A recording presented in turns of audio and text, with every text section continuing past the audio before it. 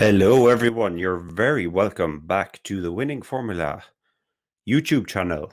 And this is the Spanish Grand Prix debrief. Yes, so it certainly was an interesting race. Uh, I'm not going to go as far as to say it was the most exciting race that we've ever seen, because actually a lot of the excitement wasn't necessarily on the track. A lot of the excitement was more in the strategic side of things and how the race played out. But we'll get into all of that shortly. So Lewis Hamilton wins as anticipated in our preview. Now, I will say that I had said Lewis Hamilton would control the race. I don't think he completely controlled the race. He didn't have it all his own way. Max Verstappen certainly made things difficult for him. And coupled with that, it probably wasn't until Lewis took his second pit stop that actually he took control of the race. And from that point forward, it was always himself, and it was always the Mercedes team that were in complete control there. So looking at the race result, I would say there were no major surprises in terms of the result, in that we had Hamilton, Verstappen, Bottas finishing 1, 2, 3, the exact same 1, 2, 3 as we had in the last race, which is kind of unfortunate because you want to avoid these situations where we're constantly having the same drivers in the same positions. But yeah, that's the reality of what we're up against at the moment. Now, Verstappen did try very hard to change the 1 and 2 aspects of that. I would argue that Bottas didn't try so hard to stake his claim on the 1, 2, 3 order. More than happy with third place in there. Yeah, just before I kick this off, then let me show you. So this was the qualifying result from yesterday. Of course, it was Hamilton who started on pole position, Verstappen who was starting in second, and Bottas starting in third. Leclerc starting in fourth, a good qualifying position for him, and Ocon in fifth. And actually, the main thing that strikes me from looking at this is that this was exactly the 1, 2, 3 that we had, 1, 2, 3, 4, I should say, that we had in the race today. So as I said, yeah, it was Lewis Hamilton on pole position, his 100th pole. Big celebrations there. You can see that he betters his own record from 99 poles. Now he's on 100. With Senna in third, Schumacher in second, and Hamilton there, the main man as far as pole positions are concerned. And he is certainly a fast driver. He's been a fast driver since day one, and I don't think any of us can argue with that. Looking at the starting grid, nothing here really strange, I suppose. The main thing I pointed out earlier in the race preview was, of course, that Ricciardo had outqualified his teammate Norris, which was the first time that happened since he's moved to McLaren. It is only the fourth race, in fairness, but that was a good qualifying for him. And of course, he followed through in the race as well with a strong result. And so here is the final classification of the grid as we saw it. Maybe I'll make this full screen if it's a bit easier. Maybe not. It's that easy. So yeah, Hamilton was in first. He finished 15 seconds ahead of Verstappen. Verstappen, of course, took an extra pit stop. Well, no, he didn't take an extra pit stop, but he worked in a pit stop at the very end. So it was probably closer than 15 seconds. Bottas finished in third. Leclerc finished fourth. Perez, a little bit disappointing for me, in fifth place. Ricciardo, sixth, very good. Sainz battled back in the end. He made it in seventh. Norris was in eighth. Ocon was in ninth. And Gasly gets the final point in 10th. And what a battle we had between 10, 11, 12, 13, 14, 15, maybe. Yeah, 16, 17. It was all the way down to Alonso. Alonso, unfortunately, he was in 10th at one position and fell away to 17th. 17th, that's going to sting. That's 8 places below his teammate. Alonso won't like that. So he hasn't really been at the races since he came back. Yeah, so Lewis Hamilton wins the race. There we go. A nice artwork for Lewis Hamilton.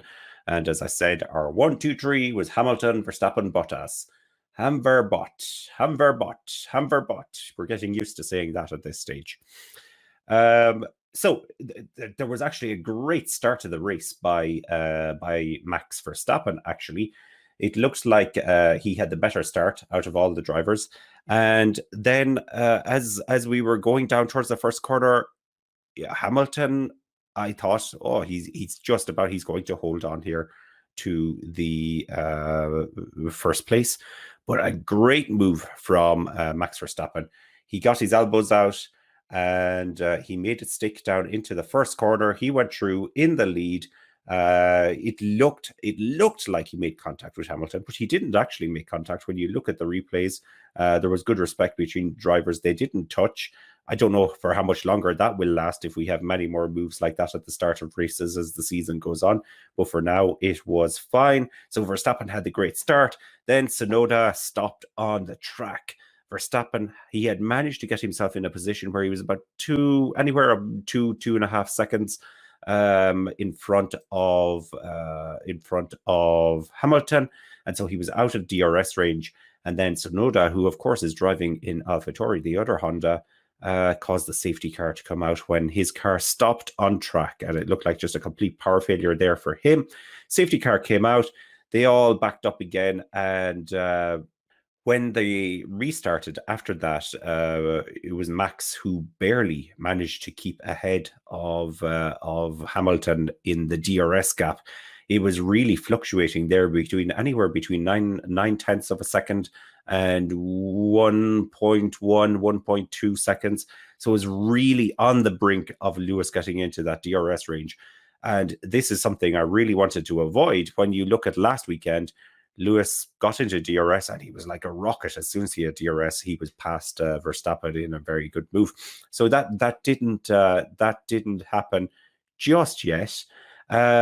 So Max managed to keep within the DRS range just about after the safety car. On lap 17, then we got a shot of Hamilton's tires, and we saw that his rear right tire looked really blistered. And at one point, they were talking about this being a one-stop race because of the safety car. And I was a little bit worried for Hamilton at that point because I wasn't convinced looking at that tire that he could make it through to the halfway point of the race. Then Bottas was the first to pit, actually, of the top four. And of course, he was trying to get the undercut on Leclerc there. At least that is my suspicion. And then on lap 24, finally, Hamilton gets Verstappen into DRS range. Verstappen then promptly pits, and Hamilton stays out. But despite this, Verstappen has a slow stop. They have an issue. It takes 4.2 seconds, which is very slow, actually, for the Red Bull team. They're usually the fastest, or thereabouts as the fastest for the pit stops. Hamilton, actually, Hamilton stayed out, and he was trying to pull out a bit of a gap, which wasn't really working for him because Verstappen was just faster on the fresher rubber. But Hamilton was impeded big time by Mazepin, and it caused Hamilton to actually potentially lose track position if he was going to pit. And so that really did not work very well for him at all. Very challenging situation to be in. Toto put in the call to race control. It was actually broadcast as well, which is a first, I think, in Formula One. We haven't seen that before, and hopefully that will be the case in the future as well. Just gives us a little bit more transparency and a little bit more insight into the race and what's going on with the teams. Okay, let's see. Where do we go from there? So on lap 28, then Hamilton took his stop. It was 2.7 seconds, so much faster than Verstappen's slower stop. And then he comes out, and Verstappen has a 6-second lead on Hamilton. So that definitely was not ideal. But from there, Hamilton pumped in really, really fast laps, and he cuts the gap down to about 2 seconds very, very quickly. And then on lap 34, Hamilton finds himself in the DRS range. And what I believe is a great shame actually for Bottas and the second Mercedes seat.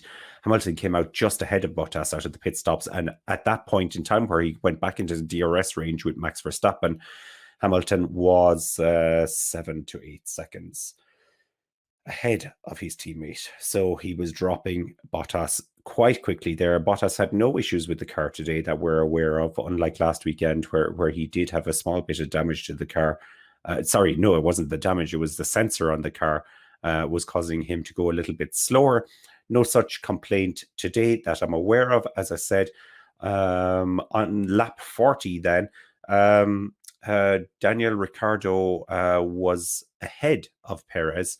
And it looked strange to me. It looked like he was weaving all over coming down the pit straight. And in the end, Ricciardo actually got a warning for weaving. So I was correct. My eyes didn't deceive me when I saw that.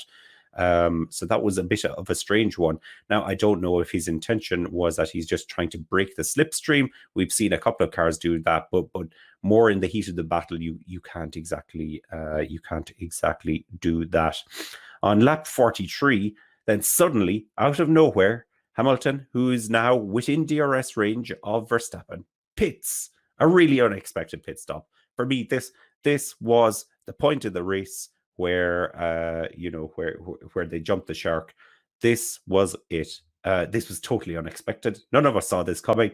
But as soon as it happened, you're thinking to yourself, is this the masterstroke from Mercedes that will win them the race? And are Red Bull going to respond? And so we came around the next time to the pit entrance. Verstappen kept going. He wasn't coming in. So Red Bull committed that they were going to keep going and see how they could work this out. This was a big call for Merck in the strategy. I didn't know. I didn't know if it was going to work, but knowing Merck the way I know them, I suspected it was going to work. But they absolutely called Red Bull's bluff on that one. So then on lap 47, Perez gets past Ricciardo finally after Ricciardo had that warning that I mentioned. It was actually a really excellent move. It was around the outside of Ricciardo into the first corner. So he, of course, had some DRS assistance as well in doing that. And then immediately after that, Ricciardo pitted for the second time. And he comes out behind his teammate and he overtakes Norris on lap 50. Norris didn't impede him whatsoever because, of course, they were on completely different strategies. And the teammates recognized that. In saying that, on lap 52, when Hamilton had come out after his surprise pit stop, he caught up to Valtteri Bottas. Bottas was ordered on the radio to let him through. Well, firstly, they spoke very nicely to him. They said, okay, he's on a different strategy. Please don't slow him down. Then he got a more direct order where they asked him, let Hamilton through. Bottas did not move over. He was not willing to let this happen whatsoever. And for one moment, when I was watching it, it looked like they were going to make contact, but they didn't. And Hamilton pulled off a fantastic move to get around the outside of his teammate. And certainly all the questions sprung to my mind. They're on a different strategy. Why would Bottas not agree to that? If they were on the same strategy, sure, you can argue that a little bit, but they're on a different strategy. He slowed down his teammate as well. Luckily, Hamilton did win the race in the end, but he did slow down his teammate in doing this. And this builds further into all the conspiracy theories we're hearing about Bottas is gone halfway through the season and that they're going to replace him. Now, I personally don't believe all of that, but there's no love lost there with the team if you're doing something like this and disobeying them immediately when they ask you to do something. So a strange one, certainly strange. So let us know about your conspiracy theories on this one. I'm sure we'll hear more about this as the week goes on. Then after that, Bottas on lap 54, he pits for soft tires. And why was he doing this? Hamilton had the fastest lap at that point in time. Bottas then goes on to set the fastest lap, lap 56 and lap 57 respectively. He sets the fastest lap of the race. And then Perez pits for softs as well. So it's game on again in the fastest lap situation. By lap 59, and now this is a 66 lap race, so by lap 59, Hamilton now is right on the tail of Verstappen. Then on lap 60, Hamilton around the outside, and he takes the lead, and there's not much that Verstappen could do about that. He was, he was on much older rubber. Hamilton had the fresher tires. Arguably, the Mercedes was performing better as well. And, it was a slam dunk, and there was nothing Verstappen could do about that. And that was it, game, set, and match pretty much at that point in time, unless Hamilton was going to have any issues. Hamilton didn't need to pit again unless he was going to do something for fastest lap, but he wasn't getting involved. Verstappen at that point then was like, well, nothing to lose. Perez and Bottas have already pitted for soft tires so that they could go for the fastest lap. So he had a free pit window available to him. He went, he took it. He came out on lap 61 then on the soft tires. And on that very lap, Perez set the fastest lap. So Verstappen's teammate has the fastest lap. And Bottas then gets caught up in the Stroll versus Alonso battle. Stroll tries to overtake Alonso, and it's into the first corner. He pulls off a move where he kind of looks like he gets pushed off the track, but he doesn't stay on the outer perimeter of the track like you're supposed to and go around the bollards to re-enter the track properly. And he came straight back on. He slowed then, and he gave the position back to Alonso.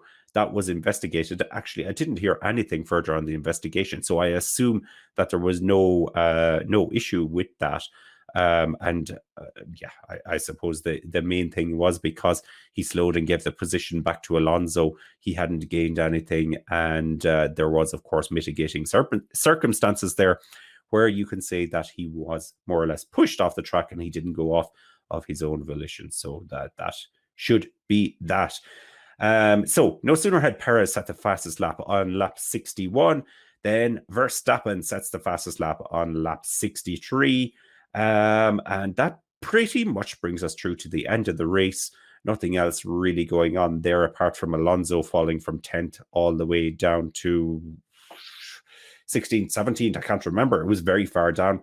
Hamilton comes around and wins the race.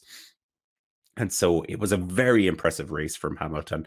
And I've completely forgot to mention, Leclerc had a relatively trouble-free race. He was kind of in no man's land. He wasn't racing with anybody apart from himself. He finished in 4th place. He wasn't troubled by Perez at all, and he was no trouble to Bottas ahead of him. But 4th was a fantastic result for Ferrari. I said in the preview, I didn't think that he would finish in that position. I was wrong. I'm happy I was wrong. And that was good points for Ferrari. And we'll see how that impacts the championship standings in a few minutes as well. So as I said, it was a very impressive race for Hamilton. It was an impressive race for Leclerc. And of course, it was an impressive race for Ricciardo, who finally finished in ahead of his teammate. He finished in 6th place. So that was good for Ricciardo. I'm going to use 2 S's here, surprise and superior. So yes, the surprise pit strategy from Hamilton, or the superior pit strategy from Hamilton, was what won the race for him. He didn't make it easy for himself, though, in doing that. He did need to pump in a lot of really, really fast laps so that he could catch back up with Verstappen, but he had free air in front of him and he was able to do that. And as we all know, when the Merc gets in free air, it's really pretty much the fastest car that's around there. And from the moment of that surprise second pit stop, it looked like the result was never in doubt. It was more a case of when and not if. And going back to my prediction that Hamilton would control the race, he didn't. He didn't control the race, but from that point, in my mind, he did control the race. The outcome was in his own hands. He knew he would have to overtake Verstappen, but he had so much more speed and so much fresher rubber when it came to it that was not a major issue for him at all. All right, from there, let's have a look then at the standings after that. So yes, as we're all well aware, there's the final tree: Hamilton, Verstappen, Bottas, Hamverbot, 1, 2, 3. And then from there, we have, of course, the top 10. As I mentioned, Ricciardo was impressive in 6th place, finishing ahead of his teammate Norris. And Leclerc in 4th was fantastic for Ferrari as well. Sainz pretty solid in 7th place. He had a few battles during the race as well. Ocon, he managed to get in 9th. He started in 5th, so I guess he'll be a little bit disappointed with that. But the Alpine really doesn't seem to have the race pace by comparison to the qualifying pace. And with his teammate languishing down in,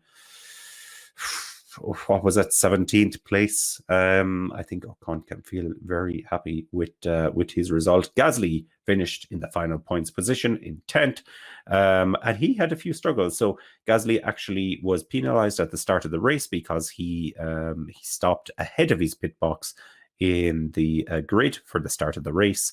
And as a result of that, he was penalized. So it could have been better for Gasly, actually, but he still got into the points, so he'll be happy with that. Formula One driver of the day was Lewis Hamilton. He was voted the driver of the day. You can't argue with that. He was most certainly the driver of the day. I'm not the biggest Lewis Hamilton fan in the world myself, but I can acknowledge that he was the superior driver today. Anyway, moving on. Let's have a look at the Drivers' Championship and how it currently stands right now. No surprises. Lewis Hamilton is still on top of the championship.